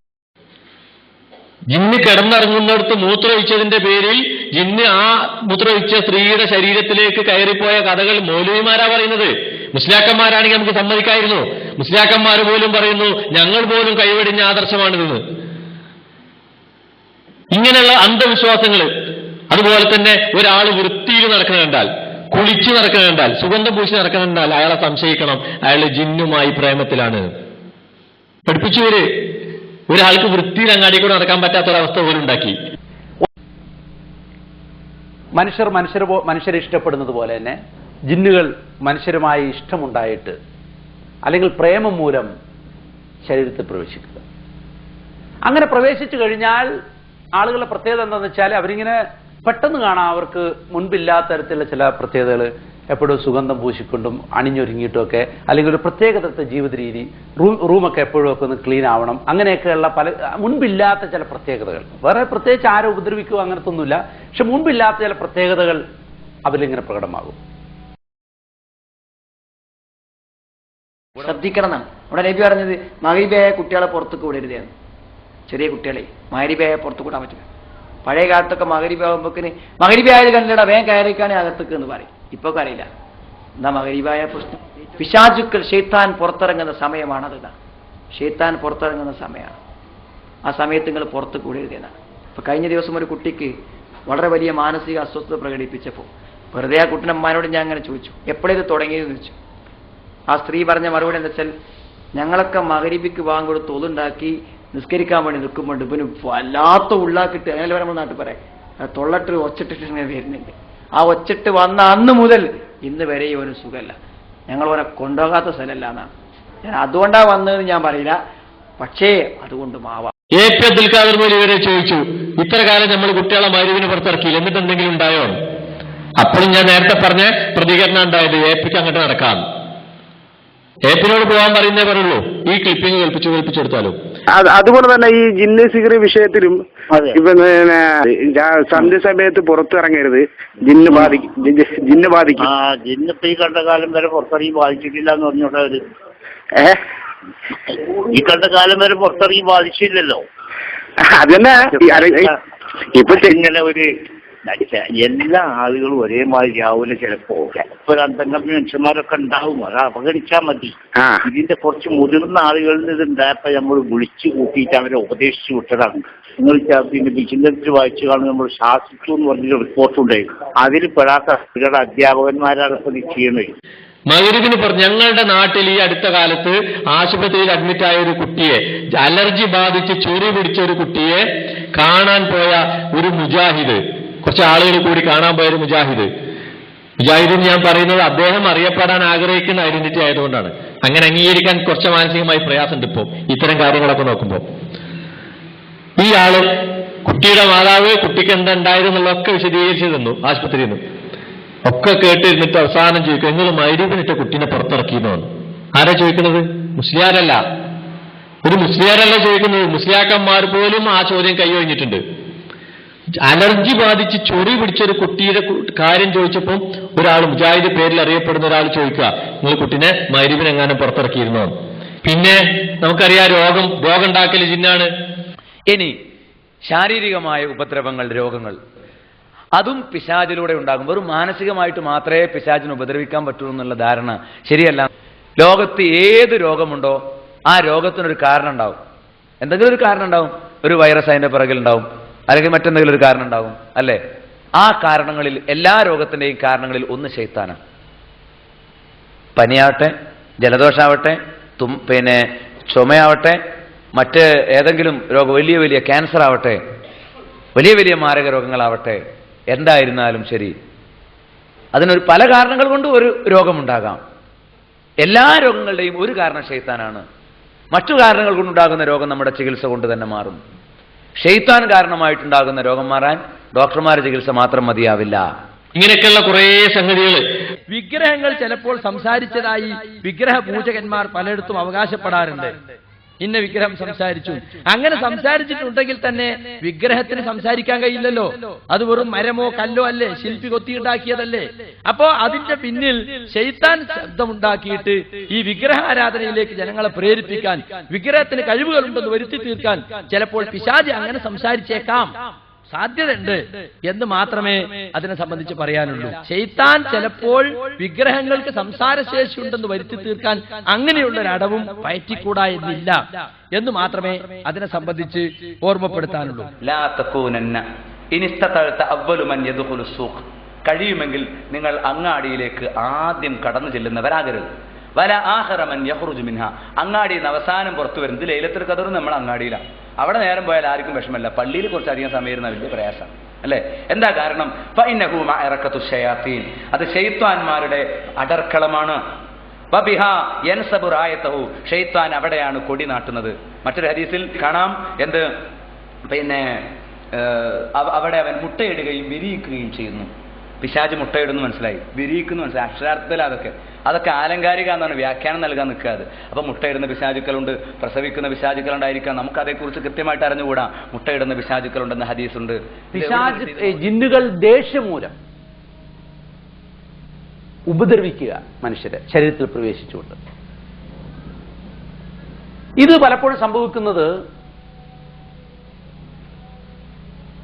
ചിലപ്പോൾ അറിയാതെ ജിന്നുകളെ മനുഷ്യന് കൊന്നെന്ന് വരും, അല്ലെങ്കിൽ മുറിവേൽപ്പിച്ചു എന്ന് വരും. ഉദാഹരണമായിട്ട് നമ്മളുടെ കൂടെ ജീവിക്കുന്ന ഒരു വിഭാഗമാണിവർ. നമ്മൾ ചിലപ്പോൾ മേശ ഒന്നങ്ങ് അടുപ്പിച്ചിടുമ്പോൾ ജിന്നടക്ക് കുടുങ്ങിയിട്ടുണ്ടാവും. അല്ലെങ്കിൽ ചിലപ്പോൾ അടുപ്പെന്ന് ചൂടോടെടുത്ത് അങ്ങോട്ട് ഒഴിച്ചപ്പോൾ ജിന്നിന്റെ ദേഹത്തായിരിക്കും വീണ്ടുണ്ടാകാം. അല്ലെ തേങ്ങ വലിച്ചിട്ടപ്പോൾ ജിന്നിന്റെ പുറത്തായിരിക്കും വീണ്ടുണ്ടാകും. നമ്മൾ കാണുന്നില്ലല്ലോ. പക്ഷെ ജിന്നുകൾ വിചാരിക്കും ഇത് മനഃപൂർവ്വം ചെയ്തതാണെന്ന് വിചാരിച്ചിട്ട് അവരെന്ത് ചെയ്യും? അറ്റാക്ക് ചെയ്യും. മരണം പലപ്പോഴും ഉണ്ടാവാം. ഭൗതികമായ കാരണങ്ങൾ കൊണ്ട് ജിന്ന് ചിലപ്പോൾ മരിച്ചു വരും. ഇപ്പോൾ ഒരു കെട്ടിടത്തിന് തീപിടുത്തണ്ടായ മനുഷ്യന്മാർ മരിക്കുന്ന കൂട്ടത്തിൽ അവിടെ ജിന്നുകളും മരിച്ചു വരും. മറ്റു പലയിടത്തും ഇപ്പോൾ കടലിലൂടെ യാത്ര ചെയ്യുന്ന ഒരു യാത്രാ വാഹനം, ആ യാത്രാവാഹനത്തിൽ ഏതെങ്കിലും ഒഴിഞ്ഞ റൂമുകളിൽ നേരത്തെ ഞാൻ പറഞ്ഞ പോലെ വല്ല ജിന്നുകളും താമസമാക്കിയിട്ടുണ്ടെങ്കിൽ ആ കപ്പൽ മുങ്ങിയാൽ മുങ്ങി മരിച്ചു എന്ന് വരും. മറ്റു പല അവരുടേതായ അള്ളാഹു നിശ്ചയിച്ച കാരണങ്ങൾ കൊണ്ട് മരണമുണ്ടായെന്ന് വരും. നമ്മൾ തന്നെ ചിലപ്പോൾ വെറുതെ ഒരു കല്ലെടുത്തെറിയുകയോ ഒരു വടി എടുത്തെറിയുകയോ ചെയ്താൽ അതുകൊണ്ട് ഒരു ജിന്ന് മരിച്ചു എന്ന് വരും, പരിക്ക് പറ്റിയെന്ന് വരും. നമുക്കതറിയാൻ പറ്റൂല. ജിന്നിന് ജിന്നിൻ്റെതായ ലോകത്തിൽ ഇത്തരം അനുഭവങ്ങളുണ്ട് എന്ന് സൂചിപ്പിക്കുന്ന ഒരുപാട് കാര്യങ്ങൾ നമുക്ക് കാണാൻ സാധിക്കും. പിന്നെ സിഹിറിന്റെ വിഷയത്തിൽ നമുക്കറിയാം, കുറെ നമ്മൾ അതും ചർച്ച ചെയ്തു. സിഹിർ ബാധിച്ചു, നബിക്ക് സിഹിർ ബാധിച്ചു എന്നിവരോട് വ്യാപകമായി പ്രചരിപ്പിച്ചു. എന്തിനാ നബിക്ക് സിഹിർ ബാധിച്ചത്? സക്കരിയ സലായി പറയട്ടെ, നബിക്ക് സിഹിർ ബാധിച്ചത് എന്താണെന്ന് സക്കരിയ സലായി കാരണം പറയുന്നുണ്ട്. റസൂലുള്ളാഹി സ്വല്ലല്ലാഹു അലൈഹി വസല്ലമക്ക് സിഹിർ ബാധിച്ചത് ഒരു മനുഷ്യന് ബാധിക്കുന്ന എല്ലാം റസൂലിനും ബാധിക്കാം എന്ന് ഉമ്മത്തിന് ബോധ്യപ്പെടുത്തി കൊടുക്കാനാണ്. ഒരു മനുഷ്യന് ബാധിക്കുന്നതെല്ലാം റസൂലിനും ബാധിക്കും എന്ന് ബോധ്യപ്പെടുത്താനാണ് അള്ളാഹു അങ്ങനെ സിഹിർ ബാധിപ്പിച്ചതെന്നാണ്. ഇയാൾ പറഞ്ഞതിന്റെ അപകടം പറയാം. ഇയാളിന്റെ തൊട്ടടുത്ത് പറയുന്നത് എന്താ അറിയോ? അള്ളാഹുവിന്റെ കാവലില്ലെങ്കിൽ സിഹിർ ബാധിക്കുന്ന. വാസ്തവത്തിൽ സിഹിർ അത് ബാധിക്കുന്ന കാര്യമാണ്. അള്ളാഹുവിന്റെ കാവലില്ലെങ്കിൽ മനുഷ്യന് ബാധിക്കും. അതിന് കാവലിനെന്താ? വമിൻ ശർരി നഫാസാത്തി ഫിൽ ഉഖദ്. എല്ലാ നിസ്കാരത്തിന് ശേഷവും നമ്മളോട് ഖുൽ ഹുവല്ലാഹും ഖുൽ അഊദു ബിറബ്ബിൽ ഫലഖ് ഖുൽ അഊദു ബിറബ്ബിൻ നാസ് ഓതാൻ പറഞ്ഞു. ആയത്തുൽ കുർസിയും അല്ലേ? ഖുൽ അഊദു ബിറബ്ബിൽ ഫലഖ് എന്താണുള്ളത്? പുലരിയുടെ രക്ഷിതാവിനോട് ഞാൻ അഭയം തേടുന്നു. വമിൻ ശർരി നഫാസാത്തി ഫിൽ ഉഖദ്. കെട്ടുകളിൽ മന്ത്രിച്ചൂതുന്നവരുടെ കെടുതികളിൽ നിന്നും. വ്യക്തമായി തന്നെ ഓരോ ദിവസവും നമ്മോട് പ്രാർത്ഥിക്കാൻ വേണ്ടി പറയുകയാണ്. അപ്പൊ അങ്ങനെ നമ്മൾ പ്രാർത്ഥിക്കുക, ഖുർആൻ ഓതുക, ദിക്റുകൾ ചൊല്ലുക.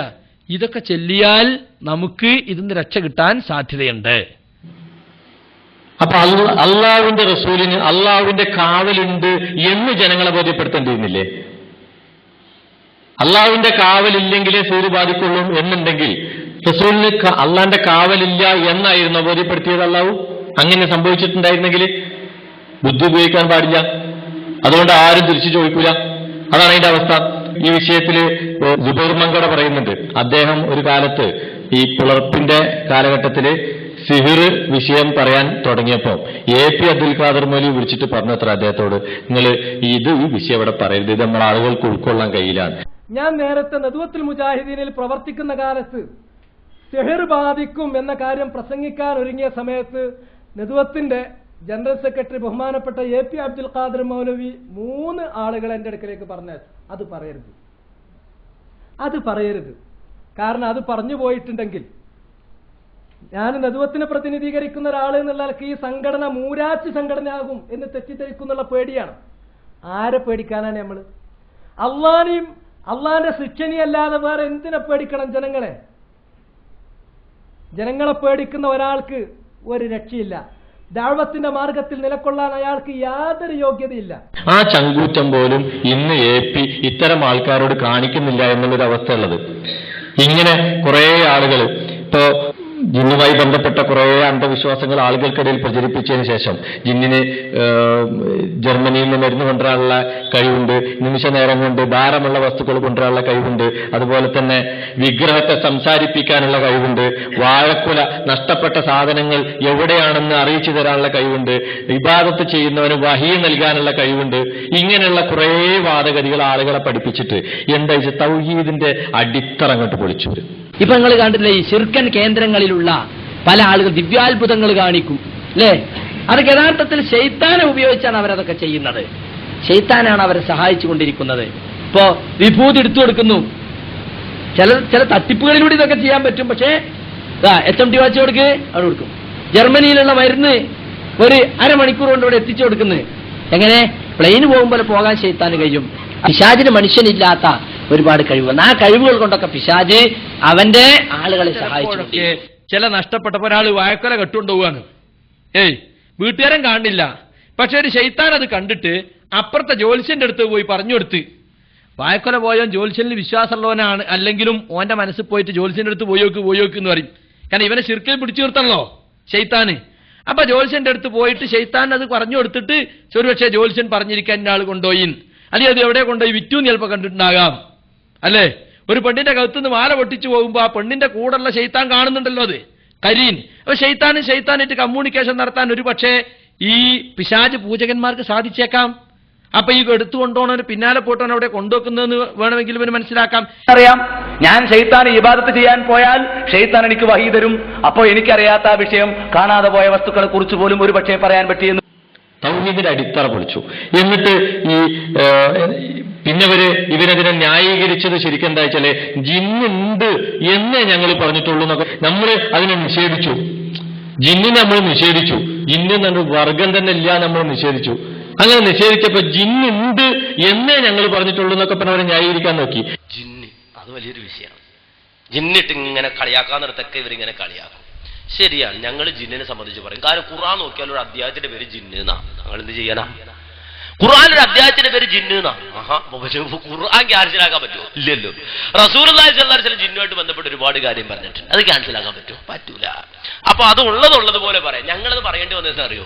ഞങ്ങളുടെ കൂട്ടത്തിലൊക്കെ അടിസ്ഥാനപരമായി ഞങ്ങളോട് പിണങ്ങി, അടിസ്ഥാനപരമായി വ്യതിയാനം സംഭവിച്ചു, ആദർശപരമായി വ്യതിചലിച്ചു. അങ്ങനെ പോയപ്പോ പിന്നെ നമ്മൾ കാര്യം പറഞ്ഞു കൊടുക്കണമല്ലോ. ആരാണെങ്കിലും നമ്മെ സംബന്ധിച്ചിടത്തോളം ആദർശത്തിൽ ഉറച്ചിരിക്കുമ്പോഴാണ് ബന്ധമുള്ളത്. ആ ആദർശത്തിന് വിരുദ്ധമായിട്ട് പറഞ്ഞപ്പോ സ്വാഭാവികമായിട്ട് അവരോട് ഈ പറയപ്പെട്ട ഖുർആനും സുന്നത്തും പറഞ്ഞ ജിന്നിനെയൊക്കെ നിഷേധിച്ചപ്പോ നമ്മൾ പറഞ്ഞു, മാന്യ സഹോദരൻ ഖുർആൻ മറിച്ചു നോക്കുക, ആ ജിന്ന് കിടക്കുന്നത്. അത് പറയാ, ഹദീസ് നോക്കുക, അവിടെ ഉണ്ട് ഇന്ന വിഷയങ്ങൾ പറയണം. അത് പറയാൻ വേണ്ടി കേട്ടോ. അപ്പൊ ഞങ്ങൾ ജിന്ന് പറഞ്ഞെന്തിനാന്ന് ചോദിച്ചാല് ഞങ്ങളുടെ കൂട്ടത്തിൽ കുറച്ച് ആൾക്കാർ ജിന്നെന്ന ആ സൃഷ്ടിയെ തന്നെ നിഷേധിക്കുന്ന രൂപത്തിലേക്ക് അവർക്ക് പഠിപ്പിച്ചു കൊടുത്ത് ഞങ്ങൾ ജിന്നെന്ന സംഭവമുണ്ട്, ആ ഖുർആൻ പറഞ്ഞ കോലത്തിൽ വിശ്വസിക്കണം, അതിങ്ങനെയാണ് ഇങ്ങനെയാണ് എന്ന് പറഞ്ഞത്. ഭാവനല്ലത്, അത് യാഥാർത്ഥ്യമാണ്.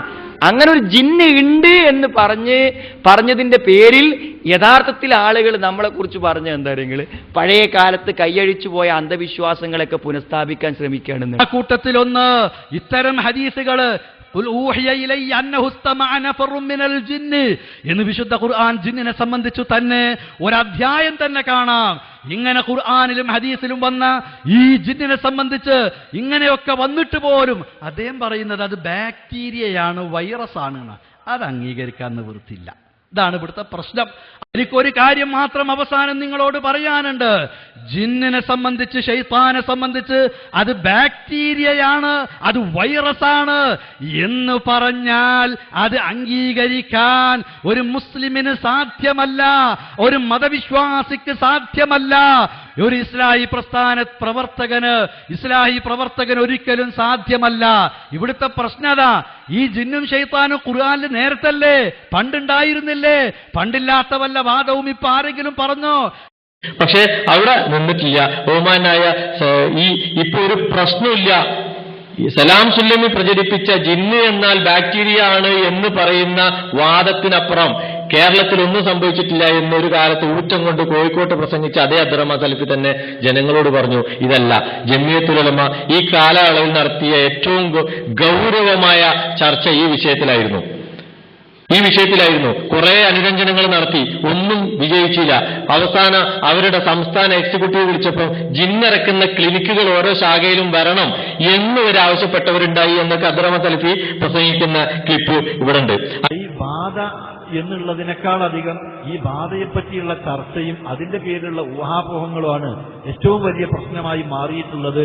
അതുകൊണ്ട് ഞാൻ ആ വിഷയത്തിന്റെ നിജസ്ഥിതി വ്യക്തമാക്കിക്കൊണ്ടൊരു പുസ്തകം എഴുതണം എന്ന് തീരുമാനിച്ചത് അതുകൊണ്ടാണ് എന്നാണ് ഈ പുസ്തകത്തിന്റെ തുടക്കത്തിൽ അദ്ദേഹം എഴുതി വെച്ചിട്ടുള്ളത്. ഇതൊരു സത്യമാണ്. ഈ തൗഹീദ് പ്രബോധനം ചെയ്തുകൊണ്ടിരുന്ന, സുന്നത്ത് പ്രബോധനം ചെയ്തുകൊണ്ടിരുന്ന, ശിർക്കും ബിദ്അത്തും എതിർത്തുകൊണ്ടിരുന്ന ആളുകൾ ആ മാർഗത്തിൽ നിന്ന് വിട്ടിട്ട് ഇപ്പോ ഈ വിഷയം ചർച്ച ചെയ്യുന്നത് കൊണ്ട് ഒരു പക്ഷേ ഈ പിശാചിനെ പ്രൊമോട്ട് ചെയ്യുന്ന, ഇടയ്ക്ക് ആളുകളുടെ മനസ്സിൽ നിന്ന് മാറിപ്പോയ ഈ ചിന്തകൾ വീണ്ടും അവരിലേക്ക് അത് കൊണ്ടുവന്നിട്ട് ആ പിശാചിനൊന്ന് പ്രൊമോട്ട് ചെയ്യുന്ന അവസ്ഥയിലേക്ക് ആയിപ്പോകുന്നുണ്ടോ എന്ന് മൊത്തത്തിൽ വിലയിരുത്തിയാൽ നമുക്ക് തോന്നിപ്പോകും. കാരണം നമ്മൾ ഒരുപാട് അധ്വാനം, ഇത് ഒരുപാട് നമ്മളെ ദഅവ പ്രവർത്തനങ്ങൾ, അതൊക്കെ ഇതിന്റെ പേരില് മറ്റൊരു വഴിക്ക് ഡൈവേർട്ട് ചെയ്തുകൊണ്ടിരിക്കുകയാണ്.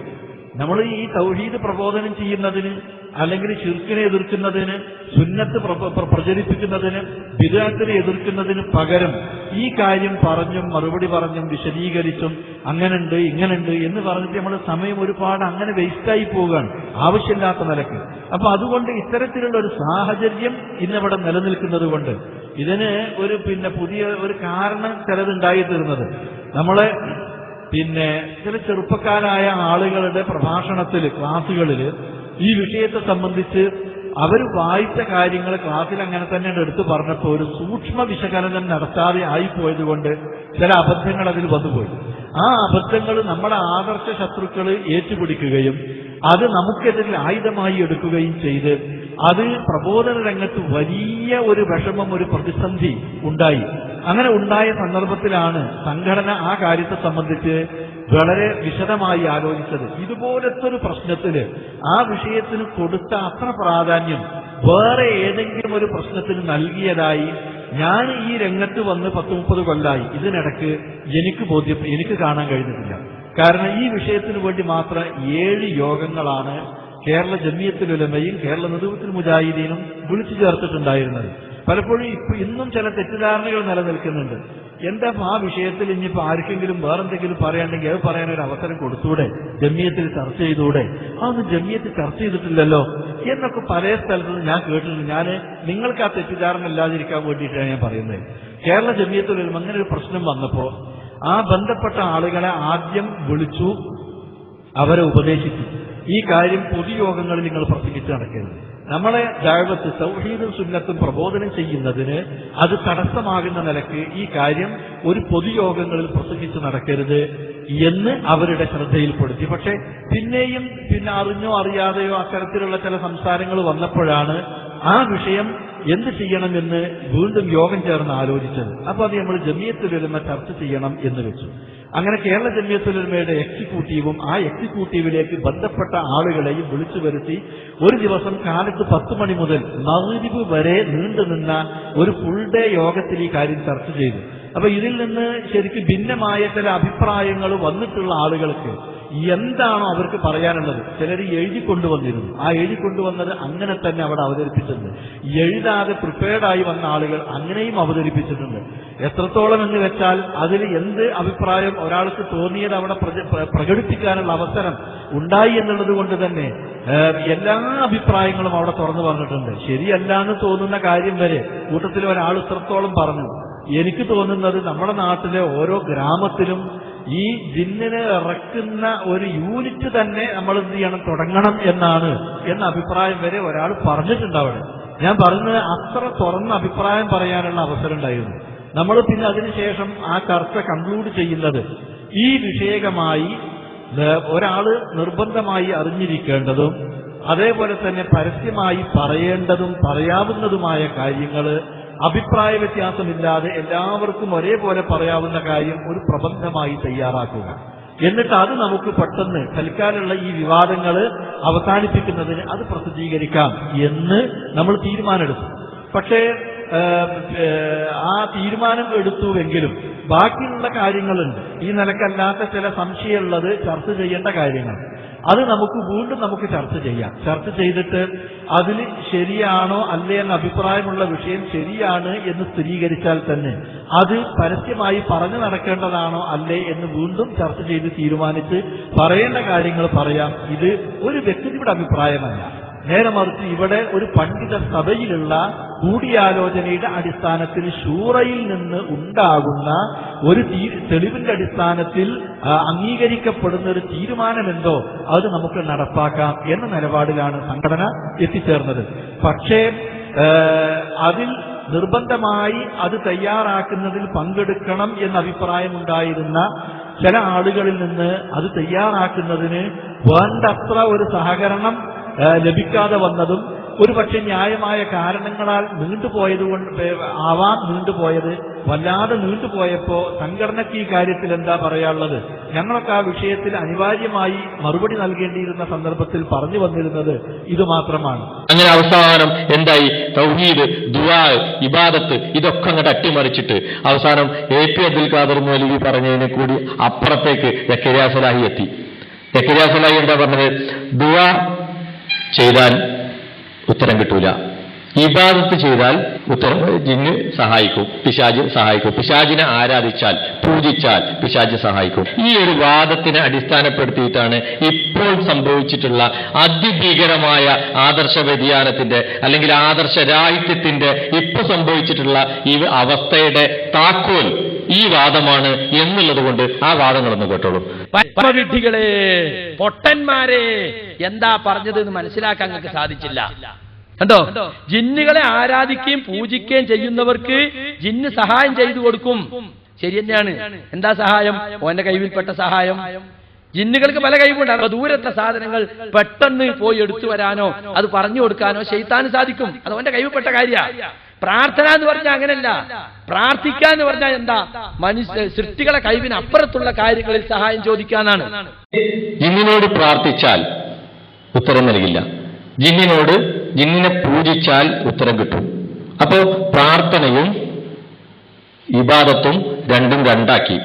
പിന്നെ അവിടുന്ന് അങ്ങോട്ട് പിന്നെ അദ്ദേഹം പറയുന്ന കാര്യകാരണ ബന്ധത്തിന്റെ അപ്പുറമുള്ളതാണ് നമ്മൾ പ്രാർത്ഥനയെ അബൗദ്ധികമാക്കി പറഞ്ഞത്. ജിന്നുമായുള്ള ബന്ധം, ജിന്നുമായുള്ള നമ്മുടെ ബന്ധം കാര്യകാരണ ബന്ധത്തിന്റെ ഇപ്പുറമാണ്. എന്നിട്ട് ജിന്നിന്റെ കഴിവുകൾ എണ്ണി പറയുന്നു.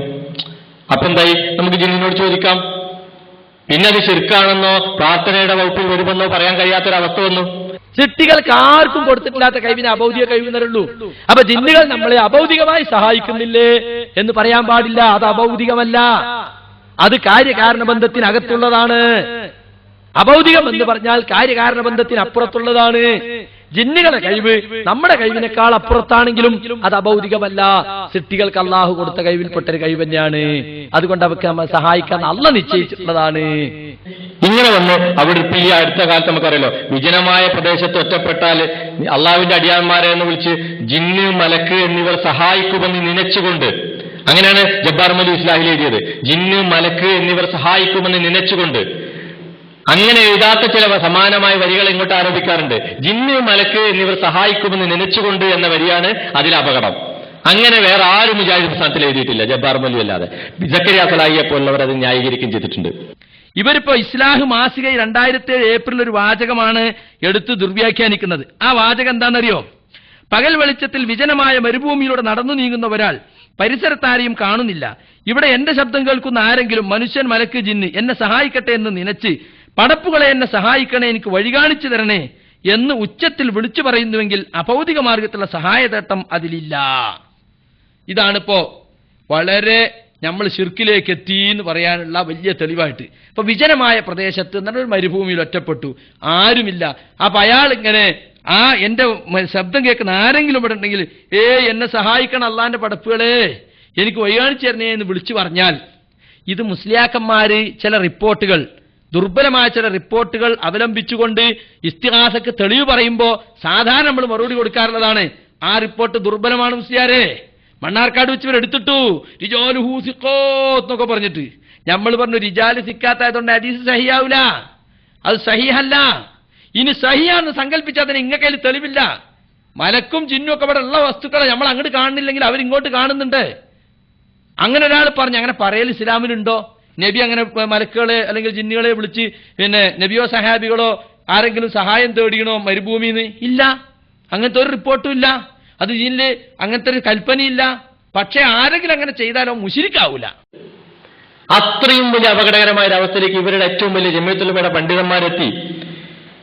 ഇങ്ങനെ ഇത് വന്നിട്ട് അവസാനം 20 തന്നെ പറയണ തൗഹീദ് പോയത്. ഇത് എവിടെ എത്തിയെന്നറിയാതെ അബ്ദുൽ ജബ്ബാർ മൗലവി ഇസ്ലാമിൽ എഴുതിയത് ചക്കുകളെയും ജിന്നുകളെയും വിളിച്ച് കേടാനും മറ്റേ മറിഞ്ഞ വഴിക്കുള്ള സഹായം അല്ലാന്ന് വരെ എഴുതിയാണ്. അപ്പൊ നമ്മളേക്ക് ആദ്യമായിട്ടുള്ളൊരു അറിവാണ് മലക്കുകളെ പേടിയാലും മലക്കിന് കൊടുത്ത പണിക്ക് എവിടാതെ ഒരാളെ സഹായിക്കാൻ പറ്റുമോ? അയ്യും കൊണ്ടുപോകണ ഒരു മലക്ക് മുത്തായിപ്പേര് വെത്തുന്ന കണ്ടാല് അവിടെ വെള്ളം വരാൻ പോകും. അയാളെ അയ്യ പഠിച്ചോ പോയി കൽപ്പിച്ചു, അയ്യാൾ കൊടുക്കാറിഞ്ഞ് അതുപോലെ അസറായിൽ ഇങ്ങനെ പോകുക അല്ലെ. അപ്പൊ ഇവിടെ പിന്നെ ഒരാൾ കിണറ്റിക്ക് വീഴുന്ന കണ്ടാല് അയാള് അസറായിൽ എന്നിട്ട് കയറ്റുവോ? മലക്കൊക്കെ ഓരോ പണിയല്ലേ ഉള്ളൂ. ഡിസ്ക്രിപ്ഷൻ ഇല്ലാത്തൊരു സംഗതിയല്ലേ അറിയുന്നത്. അതും കൂടി പിന്നെ വ്യതിചലിച്ചു. പ്രശ്നം ഒരുപാട് ചെറുപ്പക്കാര് വിഷയത്തിൽ വഴിതെറ്റി പോയിട്ടുണ്ട്. കഴിഞ്ഞ 100 കൊല്ലമായിട്ട് നമ്മൾ പ്രബോധനം ചെയ്യുന്ന ഒരു വിഷയമില്ലാത്തൊരു വിഷയം ഇവിടെ നികത്തി എഴുതിയായിട്ട് ജഗത്തിന്റെ മാർഗം തന്നെ. ഇപ്പൊ മറ്റോലി നമ്മൾ തൗഹീദ് പറയില്ല അറിഞ്ഞു കഴിഞ്ഞാൽ നേരെ വിരുദ്ധമായിട്ടുണ്ട്. അവരപ്പോ നമ്മൾ പറഞ്ഞു തൗഹീദ് പറയില്ല എന്നാണ്. ഇപ്പൊ തൗഹീദൊക്കെ അവിടെ ജിന്ന് ഇവിടെ എന്തൊക്കെ ഉണ്ടായിരുന്നു അറിയാം. കണ്ണൂര് ജില്ലയില് മുഅദ്ദിൻ പള്ളിയിൽ കിടക്കാത്ത സംഭവം. 2ാം നിലയ്ക്ക് സ്ത്രീകള് നിസ്കാരത്തിന് കയറൂല അറിഞ്ഞിട്ടുണ്ട്. പിന്നെ പള്ളിയിൽ ജമാഅത്തിന് കുട്ടികൾ വരാത്തുണ്ട്. മൗലിദിന് പിശാചി വിളയാടും അറിഞ്ഞിട്ട്.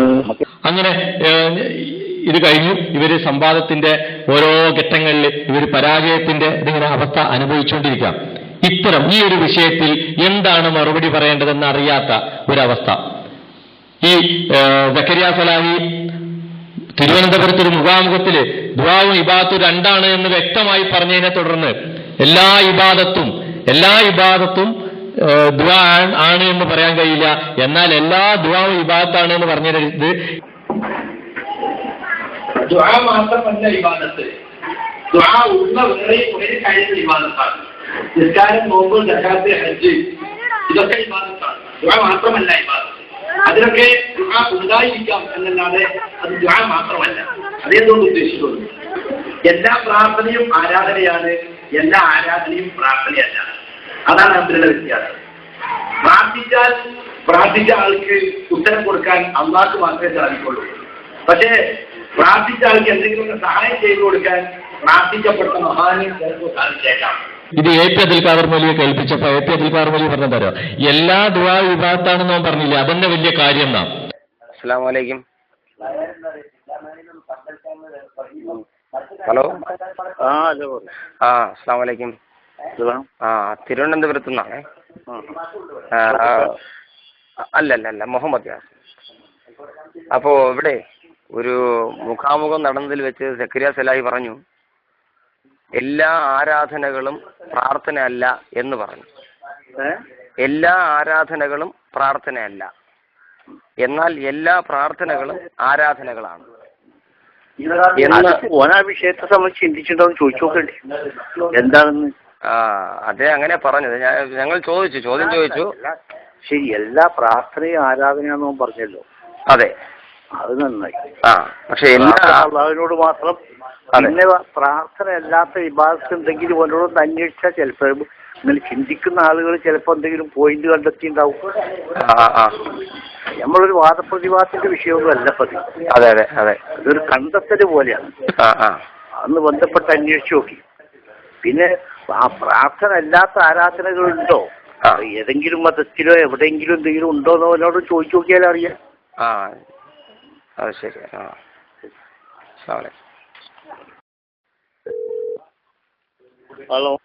ഹലോ, ഞാൻ അങ്ങനെ ചോദിച്ചായിരുന്നു. അങ്ങനെ ചോദിച്ചപ്പോൾ അദ്ദേഹം പറഞ്ഞത് നമസ്കാരം, നോമ്പ്, സക്കാത്തൊക്കെ ഉണ്ടല്ലോ എന്ന് പറഞ്ഞു. അതൊന്നും പ്രാർത്ഥന അല്ലാത്ത ആരാധനകളാണെന്ന് പറഞ്ഞു. ശരിയല്ല, അതുപോലൊരു നിഗമനത്തിന്റെ പ്രശ്നമാണ്. നമസ്കാരത്തിലും നോമ്പിലും സക്കാത്തിലും ഒക്കെ ഈ പ്രാർത്ഥന മനസ്സിലുണ്ട്. അതെ അതെ.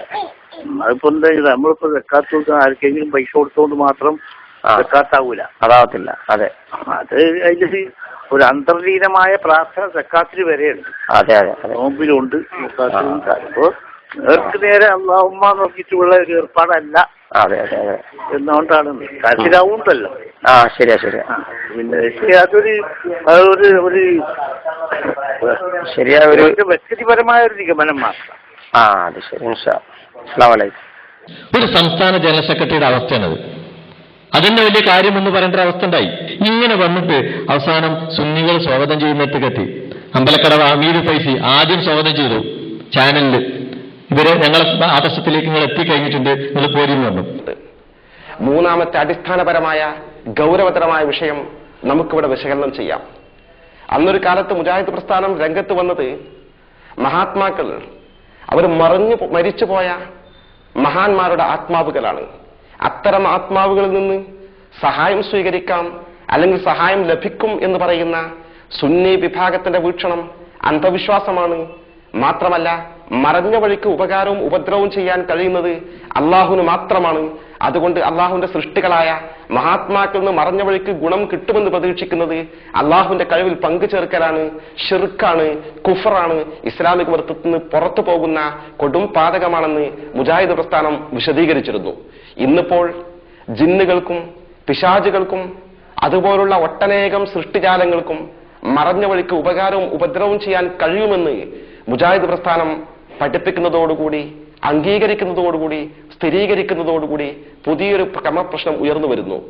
മറഞ്ഞ വഴിക്ക്, അല്ലെങ്കിൽ അഭൗതികമായ വഴിക്ക്, അല്ലെങ്കിൽ കാര്യകാരണ ബന്ധങ്ങൾക്ക് അതീതമായി ജിന്നുകൾക്കും പിശാചുകൾക്കും ഉപകാരവും ഉപദ്രവവും ചെയ്യാൻ സാധിക്കുമെങ്കിൽ അതുപോലെ അള്ളാഹുവിന്റെ സൃഷ്ടികളായ മഹാത്മാക്കൾക്ക് ഉപകാരം ചെയ്യാൻ സാധിക്കുമെന്ന് വിശ്വസിച്ചാൽ അത് എന്ത് അസാംഗത്യമാണുള്ളത് എന്ന് മുജാഹിദ് പ്രസ്ഥാനത്തിന്റെ മറുഗ്രൂപ്പും സുന്നത്ത് ജമാഅത്തിന്റെ പ്രസിദ്ധീകരണവും ചോദിക്കുമ്പോൾ അക്ഷരാർത്ഥത്തിൽ മുജാഹിദ് പ്രസ്ഥാനം വിശദീകരണം നൽകാനാകാതെ പ്രതിസന്ധിയിലാക്കപ്പെട്ട ദൃശ്യമാണ് നമുക്കിവിടെ കാണാൻ സാധിക്കുന്നത്.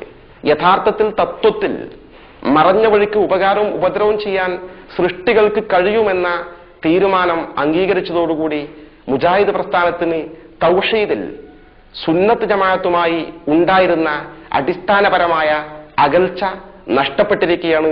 തത്വത്തിൽ തൗഹീദിന്റെ വീക്ഷണത്തിൽ സുന്നത്ത് ജമാഅത്തിന്റെ ആശയം മുജാഹിദ് പ്രസ്ഥാനം ഔദ്യോഗിക വിഭാഗം ഇതിനകം അംഗീകരിച്ചു കഴിഞ്ഞു.